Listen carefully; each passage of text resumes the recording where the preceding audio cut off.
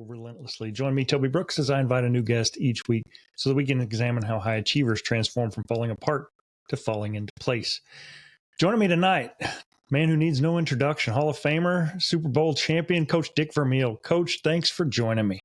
My pleasure. My pleasure. It's fantastic. This was really grown a lot. This idea started as really just honoring Coach's legacy, talking to some players, and over the past few weeks have really had a chance to connect with some people that were instrumental in Coach's life and subsequently how he's impacted others. So I want to start at the beginning, and then that's really my reason for having you here is talking about Coach before he went to Hawaii, before he went to Arizona. So take us back to UCLA in the mid-'70s. You had a tremendous young staff, tons of remarkable things, including a young Dick Tomey. How'd you first connect, and what was your first impression of him? Well, I first met Dick Tomey when I was an assistant coach of the Los Angeles Rams, and Chuck Knox would take us over to watch spring practice at USC and UCLA and spend a day with the coaches. And Dick was an assistant coach there for, let's see, at that time it was Pepper Rogers. And I got to know him just a little bit there with the rest of the guys. And then, a couple of years later, all of a sudden I'm called back to be the head coach because Pepper Rogers leaves.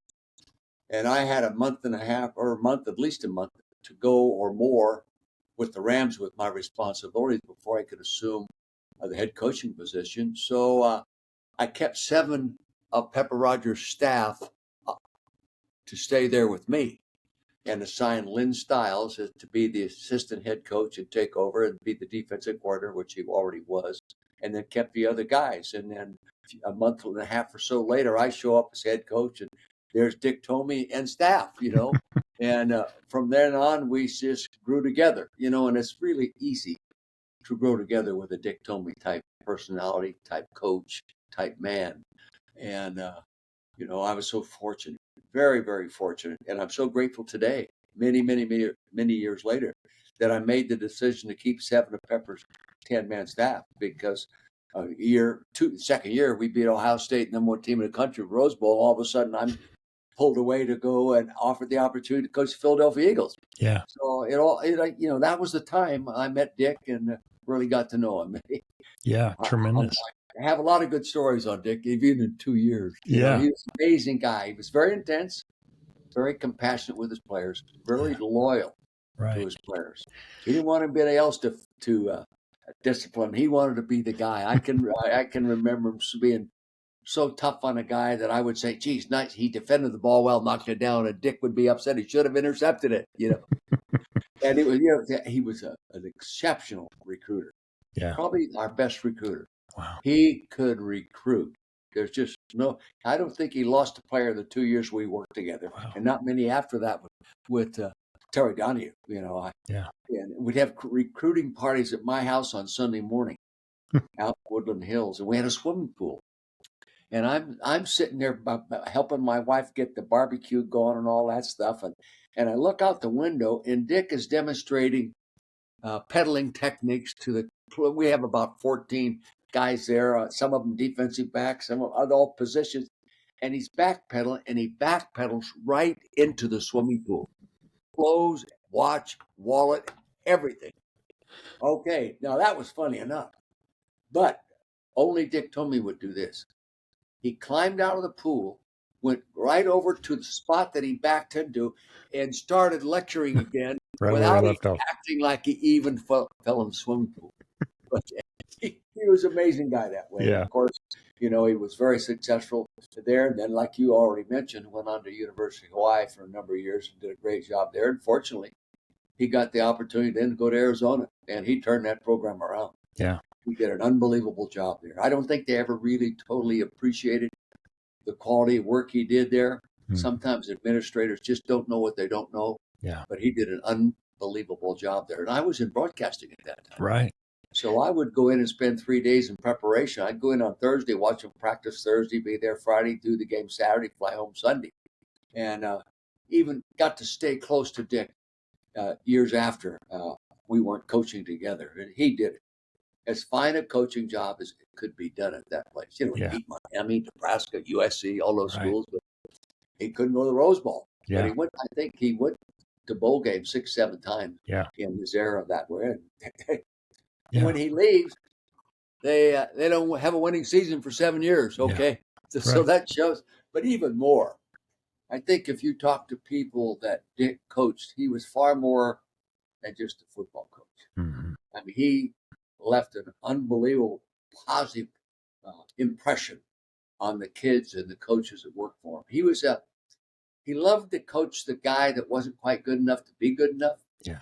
He loved to coach the That's so well said. coach that wasn't perfect yet, and he'd make him perfect. Yeah. And they would ascend a Nikakana and these kind of guys. And I'm not sure I pronounced that name right, but it just flashes to my head. But he had remarkable ability to do things like that. He should be in the Collegiate Hall of Fame. Yeah. You know, he's not. They have a rule: you got to win 600%. He's like 580 something, and that's the most unrespectful rule in college football. Yeah. Howard Snowdenberger, for six.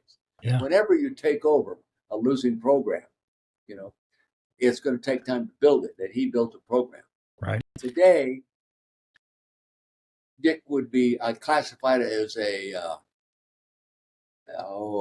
climate builder, a philosophy builder. Mm-hmm.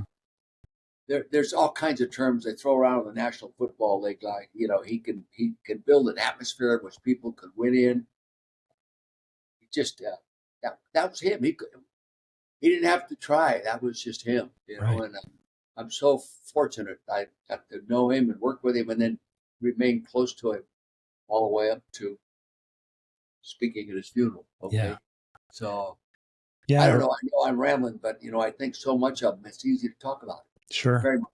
Very No, easy. absolutely. I think one of the things that I've had a little trouble with the documentary is the life before Arizona. That's where our paths crossed. Hawaii, there was a good book, but his story before that is a little less well told. And so I really appreciate your perspective. It's fantastic for a head coach to have. I mean, in the moment, it probably stinks to get your staff poached by other programs, but that's what you want as a leader. You want your assistants and your coordinators going on to other places. When he took that Hawaii job, what do you remember about that transition, and how did he share the news with you? Could you give him any advice before he made the jump? Well, you know, I said, Dick, it's not a real good job. He said, well, if he says, Coach, it was a good job, they wouldn't be hiring somebody. Someone would be already there doing it. So he went there and he built a Dick Tomey culture within the Hawaiian culture, and he fit. Yeah. He fit, you know, and he loved it there. He loved visiting him over there in the off season or speaking engagement over there, spend a night or two with him, and he just loved that place. It was in his blood, but it fit his profile as a person, as a philosophy. You know, Dick didn't really coach football; he coached people that played football. And he built that within the kids, and that I think he one of the few guys I know that enjoyed being the underdog. He liked the challenge of doing something with some situation or some person that hadn't been done. Yeah, he was a master at it. Yeah, the best I was ever around, I think, of making kids feel they were really better than they were, so they played that well. They played better. Yeah. You know? Yeah. So many of Coach Tomey's former players and assistants talk about those lifelong relationships that they built with him. What do you think it was about him that made people stay connected long after the X's and O's and the specifics of football? He was innately compassionate person. You know, he couldn't help himself. He could always see what's really good in you, even when you've done some things wrong and things aren't going well. Maybe you're a transfer from another college or this coach on the staff couldn't get along with him, so they moved him to this position. He could always see what's best in you, sometimes before the person he was evaluating or coaching even knew it. I saw him do that just in the 2 years that I worked with him physically, day in and day out, of recruiting trails and home visits and on the field, squad meetings, team meetings, one-on-one meetings. He just was as good as or better than anybody I've ever been around or doing that. And I learned from him. Yeah, I learned from him. I stole from him, you know, because he was a great example. Yeah, A great example of how to communicate with people. And So, that doesn't mean he wasn't tough. right. Oh, he could be tough, but someone else better not criticize that guy. That was his baby. For sure. Yeah. You've no doubt been around some characters in football, and I love the story you shared of the pool deck and climbing out and picking up right where you left off. Any other classic Dick Tomey stories that make you laugh to this day? Oh, yeah. Very first recruiting trip, home visit. One of Dick's guys out in Orange County. I'm a head coach at UCLA. I'm making a home visit. We stop. We have to eat before we get to the house. So we stop 5:30, 6 o'clock to eat dinner at, I think it was called Marie Callender's Pie Shop. That's where he wanted to stop. So I go in. I order a hamburger type thing for dinner. Okay. He orders a piece of pie. I said, Dick, what are you having for dinner? I said, I'm having pie. I like dessert much better than I like anything else, so I always have it first. So help me God. He ate 2 pieces of pie. I ate a hamburger and a piece of pie. Okay. That's He's very logical. yeah. I eat what I like best, Hey, hard to argue with that logic for sure. Oh, yeah. Dick deceivably was a very intelligent guy. He never acted like he was. He never tried to. He never tried to portray himself as a genius. Mm-hmm. But he was a very bright guy. Yeah. And especially on the left side of his brain. I mean, there was no way a player could con him. Yeah. He could read what's on that player's mind or my mind or anybody else he's working with. He couldn't con him. He was always on top of things that way. Yeah. I had Coach Dino Babers on last week for an interview. He was a player for Coach Tomey, then worked as an assistant, worked his way up to offensive coordinator. And Coach Babers mentioned, like, when you saw into the depths of those blue eyes, you knew you were in trouble. Was there ever a moment when you thought about that intensity that this Tomey guy is a little crazy, in a good way, of course? I would see that from time to time when a defensive player during practice, I thought made a real good play. And I would congratulate him, and Dick would chew him out because the play wasn't made good enough. In direct contrast with what the head coach was saying. I'd after practice, Dick, give the guy a break. He says, Coach, I'm setting a standard, and he will meet it. He can do it. Wow. He can do it. One of the kids, I can't remember his name. One of the kids, a couple of times, I confronted him on that. He was on the practice. Was the kid that intercepted the ball in the Rose Bowl and finished the game. Okay, it finished the game that we won. Ohio State was number 1 team in the country. Yeah. Okay, and he was the kid that intercepted the ball. Didn't knock it down. Didn't bat it down. He intercepted it. And I had to think, even then, I think, God, that's Dick Tomey. That's Dick Tomey. Yeah. He kept that standard just a little bit higher. Yeah. One of my favorite Tomeyisms is you're either coaching it or allowing it to happen. And he cultivates that excellence in you. And that trickles down from whether it's his coordinators all the way down to, the student equipment managers. It doesn't matter. Everyone had to rise to that level. And I loved that about him. And everybody was important. Mm-hmm. Everybody in the program was important. Yeah. His coaching staff. And his coaching staff was a configuration of different personalities and different racial backgrounds and educational backgrounds and that kind of stuff. It wasn't all Ivy League and it wasn't all down here. It was a nice blend of different personalities, and he could put them together. Yeah. As well as anybody I've ever been around. Yeah. I think there's no doubt he had some old school aspects to his coaching. But I also think that translates and that transcends generations. Football changes from generation to generation. What do you think modern coaches could learn from Coach Tomey's approach to the game and his approach to players? Well, to be demanding and compassionate at the same time is a hard mixture. Mm-hmm. There's some guys that override the demanding side and the demeaning side. And, I was a head coach at Hillsdale High School, and my assistant, John Gilmer, 2 of us coached the varsity, and his dad had been a head coach in California for 45 years. And one day his dad was there at practice, and I asked his dad, he's 45 years of coaching. What's the most important thing? He says, Coach, you can't make a champ out of a guy you continually call a chump. Okay. And I never forgot that. Yeah. Just I've never forgotten things John Wooden said to me, or Chuck Knox, or George Allen, or Tommy Prothro, or the good coaches I've been around, the Rod Dowhowers, the Terry Donahues, these guys I've been around, the Mike Martzes. Al Saunders, these guys, you learn a little bit from everybody. Mm-hmm. Dick Tomey left a broad impression of a lot of things that I built into me because it fit me. Yeah. His way of dealing with people and his compassion, his passion for the game, but his compassion for the people. That was sort of in me as well. And I know when he was at Arizona, I really got to watch him coach. Not so much at Wyatt because I was working. When I went into broadcast games and prepare big games, because when I went into college broadcasting and when we went to do big college games, I was with the number one guy. We were putting on national television, Mm-hmm. so we'd see him competing against the best, and you'd say, these guys aren't quite as talented as who we're going to play this week, but they might beat them anyway, and they did. Yeah.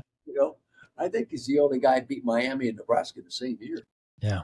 When they were really powerhouses. Right. But those kind of things, it excites me to talk about him. And I think about him often. Yeah. I think about him often.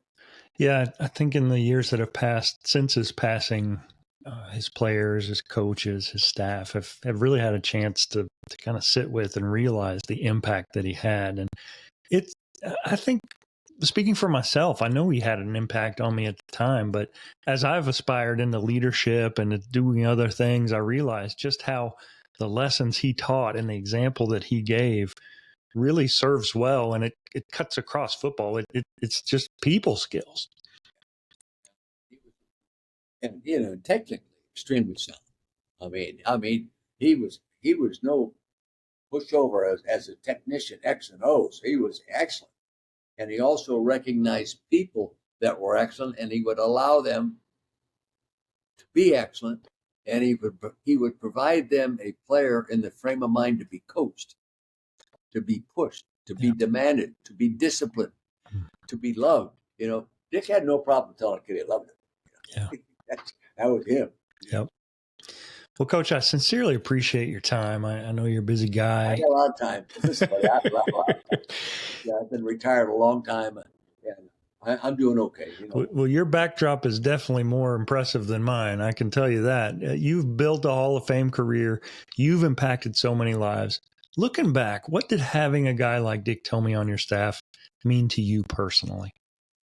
Well, I think the accumulation of Dick Tomey and when you work with the Dick Tomey, a Terry Donahue, a Mike White, these kind of guys, Rod Bauer, and these kind of guys, it doesn't leave you. It's inside you, and all of a sudden, it adds depth to what you are as a teacher, a coach, and a man.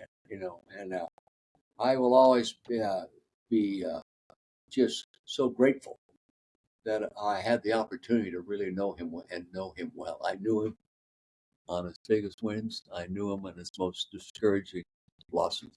And he would always come out right here. Yeah. He would always come out right there. And I never heard him blame anybody. Yeah. I never heard him go, this junkie, he blew this, he cost us sick. I never heard that kind of disguise. And I used to hear that from coaches all the time, especially in meetings. Well, this turd bird, he did this, he's coached better than that. I never heard that from Dick Tomey. Yeah. And, Terry Donahue was the same way. Yeah. Just like I heard Troy Aikman, actually at Terry Donahue's Celebration of Life, say that, Terry Donahue most positively influenced him in his life than any coach he was ever around. Mm-hmm. Well, Dick Tomey did that for the same caliber of people, same caliber of players, for many people as well. But they were on the same staff together. Yeah. Imagine how great that staff was. Yep. Yeah. But, Dick Tomey is, I would say, one of the top 5 people, men coaches that I was ever around on the field. And I've been around, I've coached with, for, or someone that was after 28 different NFL head football coaches. Yeah.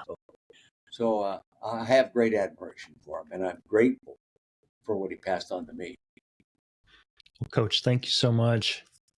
One last question. I've been asking this of all my guests. Coach had a brief but valiant battle with cancer. He was taken too soon. If you had a chance to sit down with him and have one last conversation, what would you share? I would share appreciation. I don't I didn't have. I knew I had opportunities to visit with him when he was, you know, in a tough situation. But I can't tell you what we were actually saying at that time.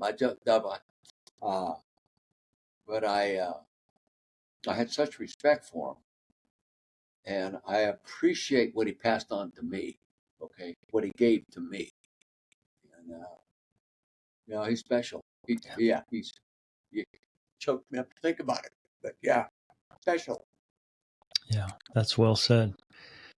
His impact goes well beyond the field for so many people, myself included. That's why it's a shame. It's a shame that he is not in the Collegiate Hall of Fame. He's better football coaches than half of those guys in there, and they're all good coaches. Yeah. And it's just amazing they have that. They've done the same thing to Howard Snowmurder. Yeah. They've made a rule, and they don't have guts enough to change it. Yeah. And they don't have maybe enough people to really recognize who really did a great job coaching. Name the last guy that ever losing seasons at Ohio State. Yeah. Okay. They don't come around. Oh, right. There's a lot of guys that are in situations that are great coaches, but they're in great situations. Yeah. Dick Tomey could win. He goes to San Jose State at the end of his career. I'm a San Jose State alum. You talk about a tough situation. His second year, there he goes. He wins 9 games. Yeah. I don't know if they won 9 games since. Maybe once. It's just amazing. Yeah. What he could do. And same thing in Hawaii. I mean, programs that were strapped for resources on the national scale. And Arizona, resources are better than Hawaii or San Jose State. Yeah. But if you look at how they compare to the rest of the Pac-10 at the time, they're still, fighting with one hand tied behind their back. And you're right. Having success with those kinds of obstacles speaks to just what a phenomenal job he was able to do. He won 112 games in Hawaii. They may not have 112 wins in the history of the school. Okay. Yeah. They won 112 games there. Yeah. Yeah. He was coaching a WAC conference coach of the year there. Mm-hmm. Yeah. Well, Coach, thanks so much for your time. Again, I apologize for the time zone snafu, but I sincerely appreciate it. Really, really thankful. It's surreal for me to speak with you. Grew up listening to you call NFL games, so this is a real treat for me. Thank you. I appreciate the opportunity. You take care of yourself. Thanks so much, Coach. I'll just say this. Dick's son, Richie, came to the Hall of Fame when I was inducted. He was there. Yep. He'll be on the show soon. I'm finalizing details to get him on as well. So, thank you. Thanks so much. Care. You too. Bye-bye. Bye-bye.